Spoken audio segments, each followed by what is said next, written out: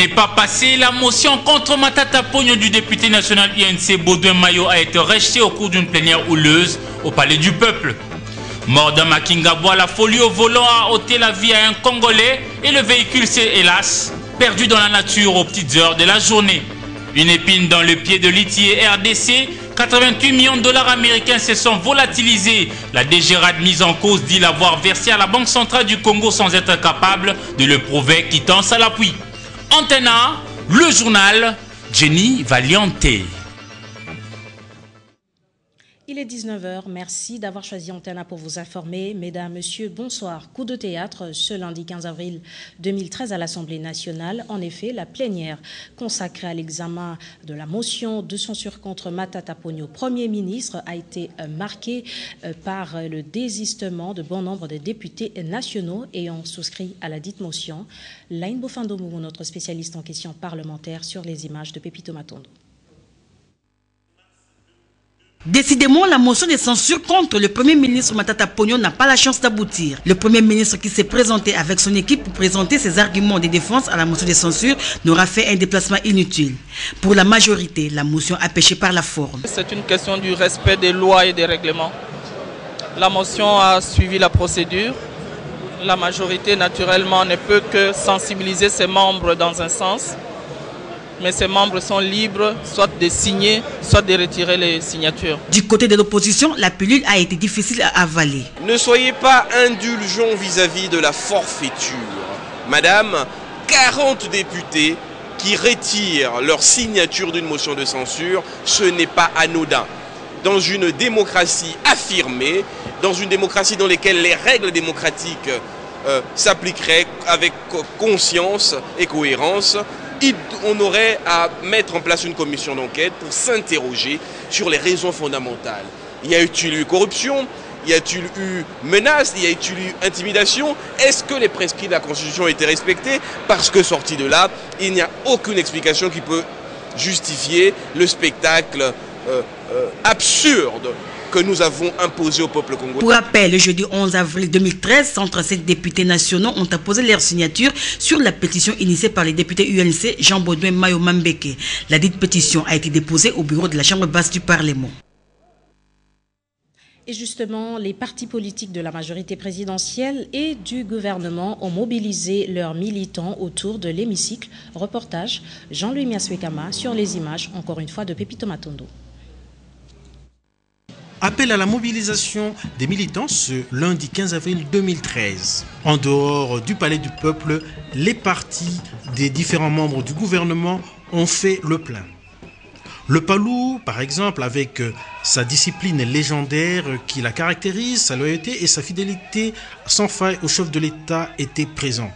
Et les autres partis n'étaient pas en reste. Le contingent des ministres du Palou, Daniel Mugogo Samba, vice-premier ministre, le ministre des Mines, Martin Kabouiloulou, le ministre aux ressources énergétiques et hydrauliques, Bruno Kapanji, ont répondu présent.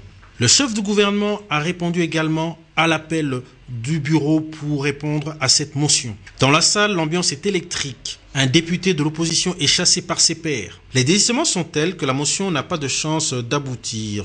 Et de se poser la question, est-ce que le député national de l'UNC Baudouin Mayo n'est-il pas allé trop vite en besogne? Ne fallait-il pas des interpellations sectorielles? La crédibilité des députés et de l'Assemblée nationale a été fortement entamée. Arriveront-ils à redresser la barre? Arriveront-ils à rectifier le tir? Et justement, sachez aussi que les élus provinciaux de la ville de Kinshasa ont adopté et examiné le projet d'édit relatif à l'assainissement et à la protection de l'environnement au cours de la séance plénière de ce lundi 15 avril 2013. Dans un autre chapitre, les journées de réflexion sur les consensus intégrés de Sun City, des accords 10 ans après, ont été clôturées ce dimanche 13 avril 2013. Organisées par le projet, ces journées de réflexion s'inscrivent dans le cadre de la prévention et de la gestion des conflits en Afrique centrale. Nadine Galula, Hugues Moussangilay et Dieu merci Nzoma Biala. Pendant 3 jours, les acteurs politiques, chercheurs et membres de la société civile ont réfléchi sur les accords signés à Sun City. Parmi les sujets traités, la consolidation de la paix, le renforcement de l'État, la consolidation de la démocratie, les fondements de l'économie, du social, de l'environnement et le réchauffement climatique. Selon le coordonnateur régional du Prégesco, le dialogue intercongolais constitue un élément de base pour la refondation de la RDC. 10 ans après, les rêves de paix, de sécurité, de développement et de reconstruction d'un État moderne ne sont pas réalisés. Aujourd'hui, moi je pense que quand la société civile s'élève et nous invite pour revisiter Sun City, une autre maladie du Congo, c'est que nous signons les accords. Et une fois signés, on oublie qu'on a signé les accords, on ne les applique pas. Nous avons signé Sun City. Dans Sun City, il n'y a pas que l'organisation de l'élection présidentielle ou législative nationale ou provinciale. De cette émission que je voudrais... Parlons de l'initiative de la transparence des industries extractives, ITE. Où sont passés les 88 millions de dollars américains? La Banque centrale du Congo dit n'avoir rien perçu et la DGDRAD, elle, qui devait y déposer de l'argent, est incapable de prouver le contraire. Eric Izami et Pepito Matondo nous en parlent dans les détails dans ce journal. L'ITIE évoque la transparence. Pendant que la coordination et toute l'équipe de ces services publics fournit d'énormes efforts pour l'instauration de la transparence dans les industries extractives, la réalité sur le terrain finit parfois par décevoir. Une somme importante qui devait se trouver dans la Banque centrale du Congo n'y est pas et la DGRAD qui devait la déposer n'arrive pas non plus à prouver qu'elle l'a payée. La DGRAD n'arrive pas à donner des preuves que cet argent est bel et bien logé là-bas. La DGRAD dit qu'il y a difficulté de retrouver paiement par paiement en détail au niveau de la Banque centrale.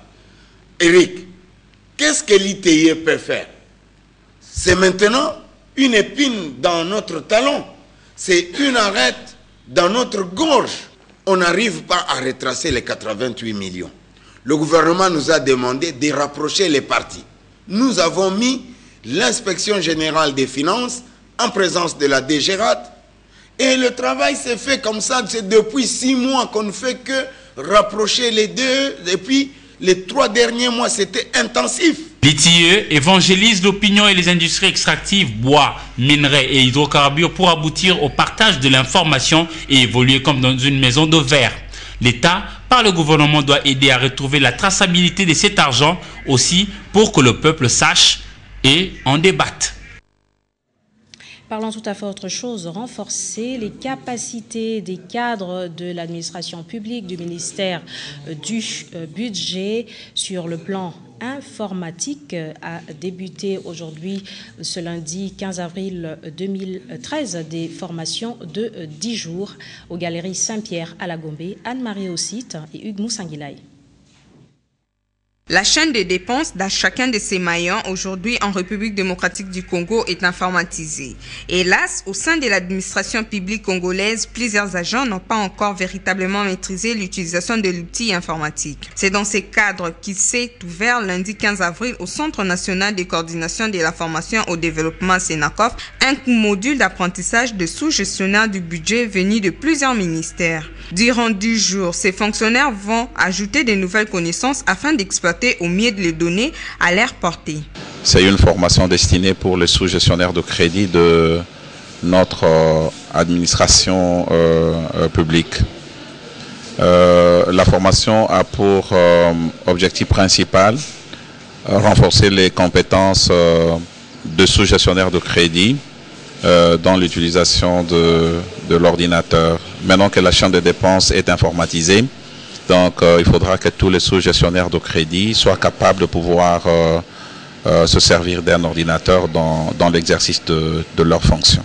À l'issue de cette formation, ces agents de l'État devront développer une aptitude à travailler avec les outils modernes, collecter les données, les traiter en vue de proposer des rapports appropriés pour permettre à l'autorité de prendre des décisions adéquates. Un appel aux épouses de militaires pour se faire soigner gratuitement. L'affaire a tourné autrement. À la place, la population est venue en grand nombre assiéger l'hôpital général de référence de Kinshasa, constat fait ce lundi 15 avril 2013 par Natacha Bomongo et Hugues Moussanguilaï. La morbidité est très élevée en RDC, alors que la première dame, Olive Lembe Kabila, par ses services, a annoncé aux femmes épouses des militaires de se présenter à l'ex-Mamayemo lundi 15 avril pour se faire soigner gratuitement.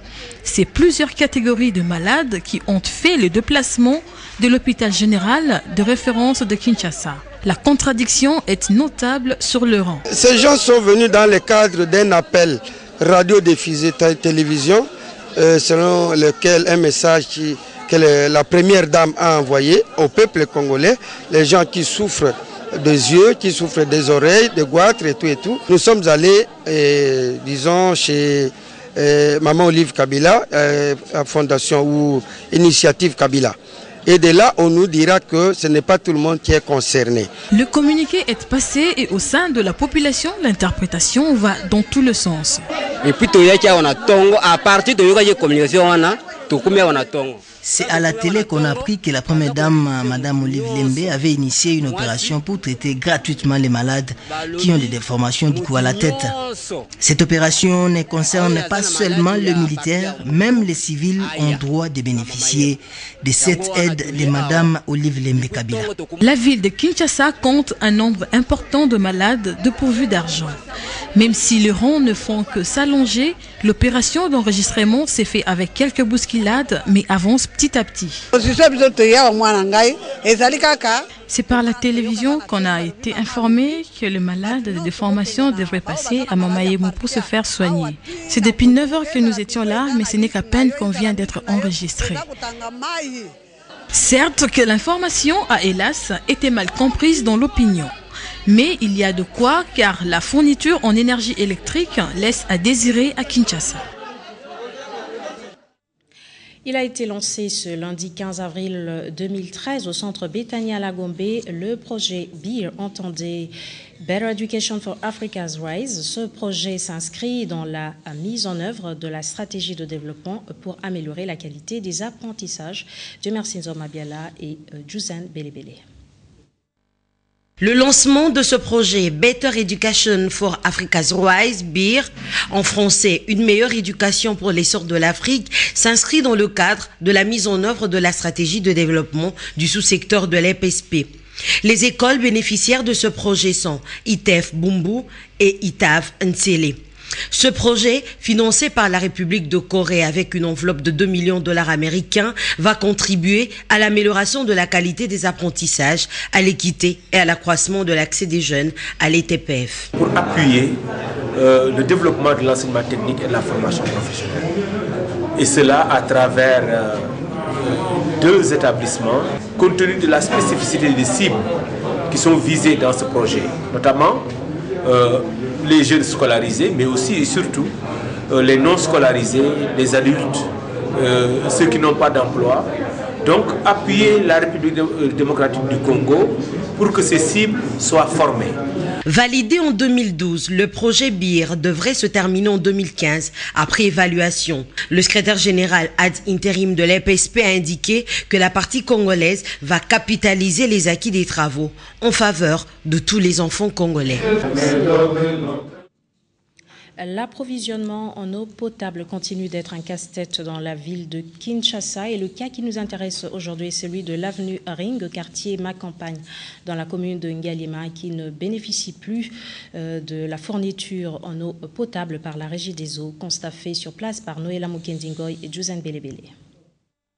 On croirait que l'eau ne tarit jamais dans les robinets de cette rue puisque l'on constate un ruissellement d'eau permanent qui a favorisé la création d'un marais. Et pourtant, les habitants de l'avenue Ring du quartier Ma-Campagne dans la commune de Ngaliema connaissent des coupures régulières d'eau et longues parfois. Leurs robinets sont secs, dénués des lustres. La contradiction, c'est de voir l'eau stagner sur la route devant son portail. Mais que fait la Régie des eaux? Elle ne réagit pas face à cette situation. Aucune démarche n'a été entreprise dans le sens de faire un plombage ou de changer le tuyau qui a cédé depuis plusieurs semaines maintenant. Le lac Ma-Campagne, c'est désormais l'appellation de ces eaux stagnantes. La cerise sur le gâteau, c'est que le lac Ma-Campagne est poissonneux. Les vertèbres aquatiques que l'on y retrouve ne peuvent que se multiplier grâce au ruissellement de l'eau potable qui s'y fait sans interruption. Autre fait étonnant sur cette avenue, qui figure parmi les UP de la capitale, c'est la multiplication des poissons qui se fait sur une route asphaltée. Est-ce une interpellation pour les autorités du pays, car l'on sait que la RDC est potentiellement riche. En tout cas, ces poissons ne sont pas à leur place. La population de ce coin a aussi droit à la vie et doit bénéficier de même traitement que tous ceux qui payent leurs factures mensuelles. Autre chose, un corps sans vie a été découvert ce matin du 15 avril 2013 sur l'avenue des Poids Lourds à Kingabois. Selon les témoins, l'excès de vitesse des chauffeurs est la cause de ce sinistre, constaté sur place par Eric Izami et Juzan Belebele.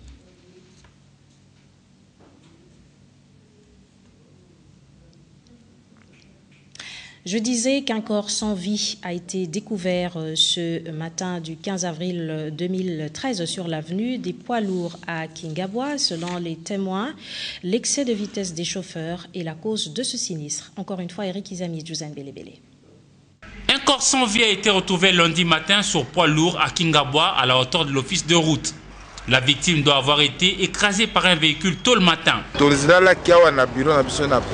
C'est autour de 6 heures qu'on est venu nous apprendre qu'il y a eu un accident par ici. Un gros véhicule qui transportait la boisson a marché sur cet homme. Et c'est comme ça que je régule la circulation avant que la Croix-Rouge ne vienne pour récupérer le corps et envoyer à Mamaemo. Elle est victime, mais elle doit avoir été un homme normal, pas un fou, selon les témoins qui ont découvert le corps. Je travaille ici à l'office de route. C'est ce matin que je suis venu au travail, trouvant ce corps sans vie. Nous ne le connaissons pas, mais il apparaît comme un homme qui a été normal, parce que ses habits sont beaux. Encore une fois, ces drames seraient survenus à cause de la folie au volant. La police pourrait ouvrir à ce sujet une enquête, mais souvent, dans pareil cas, le contenu de l'enquête ne sera pas publié à l'intention du grand public. Dur. Et le centre technique Kouraram-Povo, situé dans la partie est de la capitale, est désormais doté d'une pelouse synthétique. Et c'est la FECOFA qui l'a fait savoir aux médias au cours d'une visite guidée organisée le samedi dernier. Reportage Papi Katassi sur les images de Rigomolopo. À la Fédération congolaise de football, l'association, institution fêtière du football en RDC, on rime avec la modernité.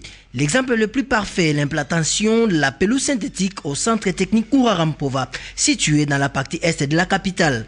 Il a fallu que la FIFA, dans le projet de gagner en Afrique avec l'Afrique, soit approchée par la FECOFA. Vous connaissez ce projet, c'est le tout premier qu'on a eu à Kinshasa au pays. Ces tapis synthétiques présentent toutes les dimensions pour une formation efficiente de jeunes footballeurs. C'est un terrain tridimensionnel. C'est-à-dire qu'il peut servir et de formation et de jeux. On peut y jouer un match de football plein. Ce centre technique Kouraram-Pova présente plusieurs compartiments adaptés pour en faire un cadre idéal à la formation. La Fédération congolaise de football association en est bénéficiaire grâce au projet Goal 5 gagné en Afrique pour l'Afrique initié par la Fédération internationale de football association. C'est le vendredi 12 avril dernier que Jean-René Kayembe, l'un des correspondants d'Antenne A à Brazzaville au Congo voisin décédé, a été enterré au cimetière de Kinkole ici à Kinshasa. Retour sur ses obsèques avec Eric Izami et Juzan Belebele.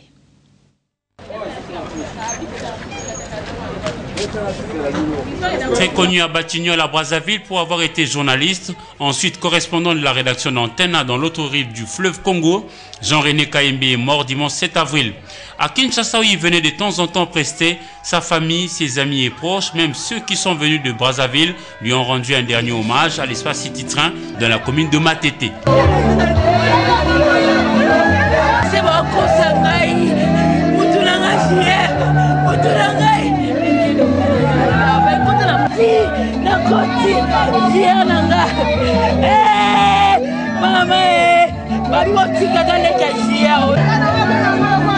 Jean-René Kayembe s'en est allé, mais ses traits de caractère ont marqué ses confrères qui, également exerçant le métier des journalistes, doivent, comme lui l'avait fait, faire preuve de courage, abnégation, esprit d'équipe et avoir surtout une volonté soutenue pour participer à la reconstruction de nos pays.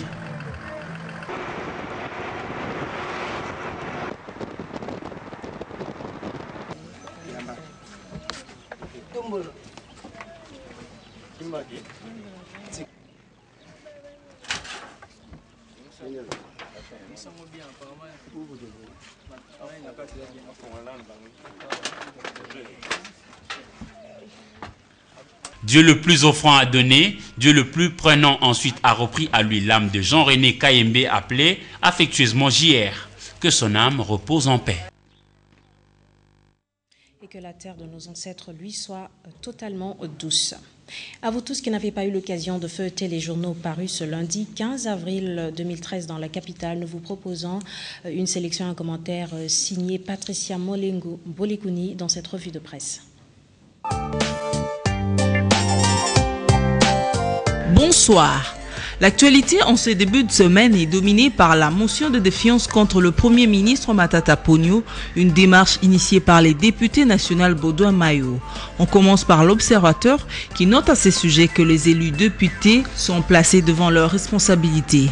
Le quotidien renchérit en disant que l'odeur qui se dégage à l'Assemblée nationale ce lundi 15 avril laisse entrevoir que certains députés sont plus gagnés par le goût du lucre et par la subversion en lieu et place d'un système de contrôle parlementaire leur reconnu par la Constitution. Forum de Zas a quant à lui indiqué que la comparution de ce lundi du Premier ministre à l'hémicycle est au centre d'une controverse et il ajoute que la motion de censure a des allures d'un acharnement.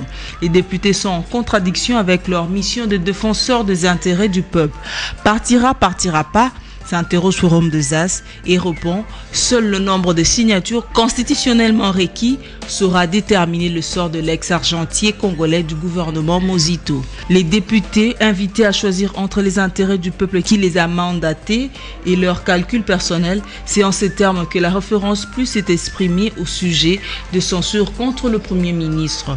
La démarche de l'honorable Jean Baudouin Mayo contre Matata Ponyo repose sur des mobiles subjectifs. Des fissures dans l'édifice de la majorité mentionnent les dépêches de Brazza. Au décompte final, la motion de censure contre le chef du gouvernement a réuni 137 signatures des députés, tant de la majorité que de l'opposition. La même information est relayée par la Prospérité qui écrit que la tête de Matata est de nouveau recherchée. Pour l'honorable Mayo, initiateur de la motion, les pays va mal et il est nécessaire de faire partir le gouvernement actuel. Le palmarès de son côté s'est intéressé aux menaces du M23 contre l'armée sud-africaine qui promet de l'écraser. Selon le porte-parole de l'armée sud-africaine n'est pas intimidée par les menaces du M23 et ajoute « Nous prenons note des menaces du M23 et nous allons déployer comme ordonné par le gouvernement et rien ne va nous en dissuader ou nous faire peur. Nous ne sommes pas intimidés. » Au même sujet, les guides ajoutent que le M23 continue sa campagne de dissuasion vis-à-vis de casques bleus devant faire partie de la MONUSCO et l'armée sud-africaine qui doit participer à cette force de l'ONU a déclaré qu'elle n'est pas intimidée par ces menaces. Les guides a également mis l'accent sur la brigade d'intervention de l'ONU qui doit être déployée pour combattre les groupes armés dans l'est de la République démocratique du Congo. La brigade comptera 3069 hommes, signale le guide. On termine cette revue par cette note triste. Makenda Voka a tiré sa révérence le vendredi 12 avril 2013 dans la matinée. L'éditeur du journal L'Observateur, l'un de Baoba de la presse congolaise, a quitté la terre des hommes à l'âge de 70 ans, laissant la presse congolaise orpheline pendant qu'elle avait encore besoin de son expertise. Que son âme repose en paix. Fin de cette revue de presse. Bonsoir. Et c'est la fin de ce journal. Merci aux deux capitales proches, Kinshasa et Brazzaville, de nous avoir suivis. Restez branchés sur les programmes d'Antenne A. Je vous retrouve demain pour la grande édition. Bonsoir.